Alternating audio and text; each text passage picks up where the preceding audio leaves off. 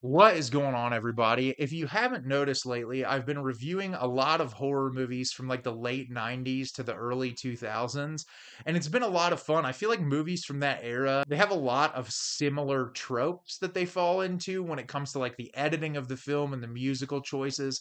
And there's something that's just charming about that era of filmmaking to me. And a lot of these movies I haven't seen since that era. And this movie I'm going to talk about today is one of them. And it's really interesting because this is a movie that I feel like over the years has had kind of a resurgence that people really love now. Like when it first was released, it was met with pretty poor reviews and people didn't seem to enjoy it all that much. But over the years, it seems like the passion for this movie has grown more. And so, because of that, I really wanted to watch it.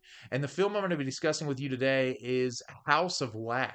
House of Wax is directed by Jaume Collet Serra. A group of unwitting teens are stranded near a strange wax museum and soon must fight to survive and keep from becoming the next exhibit. So, as I said, I have seen this movie before, but it has been years, probably like 2006, 2007 was the last time I watched this movie, and I didn't really know what to expect. It pretty much felt like a fresh watch for me, and it's entertaining. It's definitely not a great movie by any means. There are a ton of flaws.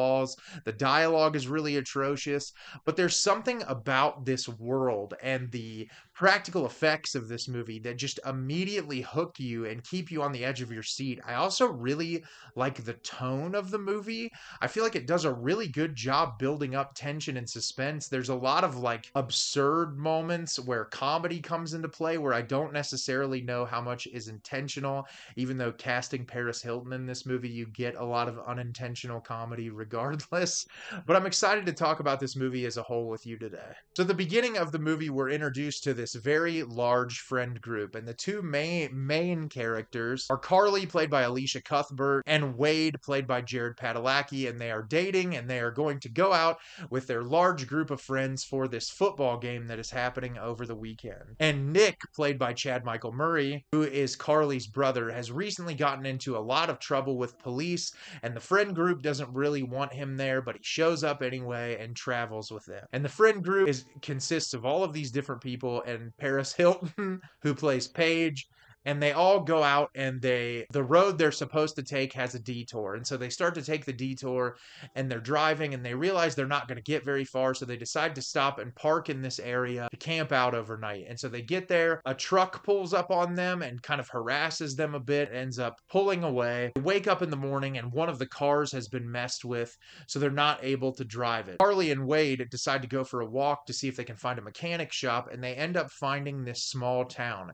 and they go into a church where a funeral is being had, and they meet Bo, played by Brian Van Holt, and he says he works at the auto mechanic shop and that someone had passed away that day, and once the funeral is done that he will be able to go over there and fix the car for them. Well, while they're waiting on him to get out of the funeral, they go to the wax museum in town, and there is a strange man in the basement of the wax museum, and the entirety of the film is the kids all end up in this town, and the man that's in the wax museum starts hunting them down, killing them, and turning them into wax sculptures. So, like I said, this movie is a lot of fun despite it being incredibly flawed. I love the practical effects in this.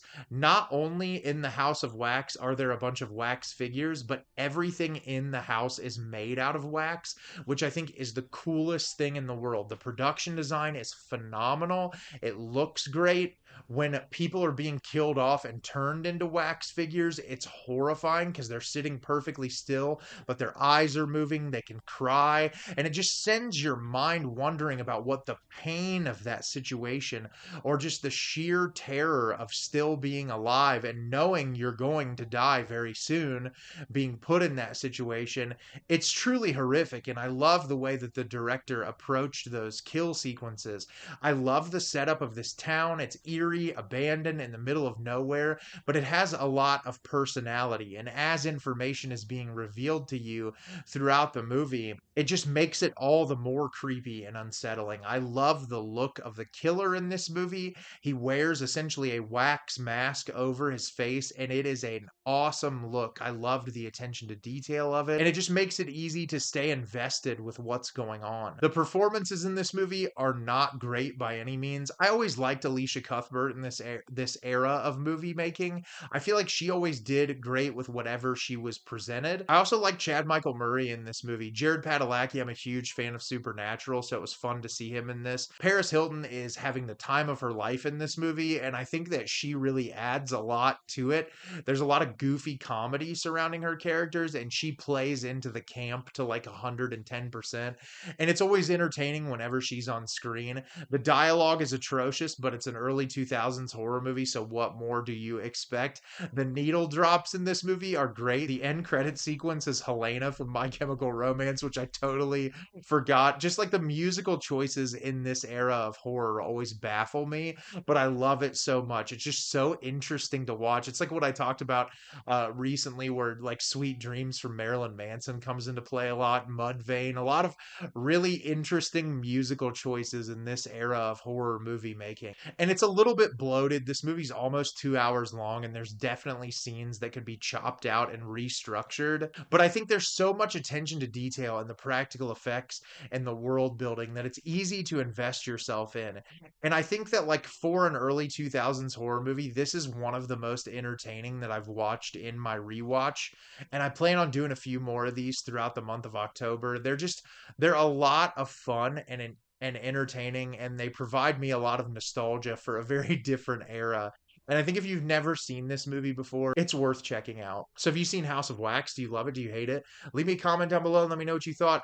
I think this movie is incredibly entertaining despite all of its flaws. As always, if you can like the video and subscribe to the channel, helps me out a lot and lets me know the type of content you're looking for. I'm always putting out new material and look forward to getting more out for you in the near future. And as always, everyone, thank you so much for watching and have a great rest of your day.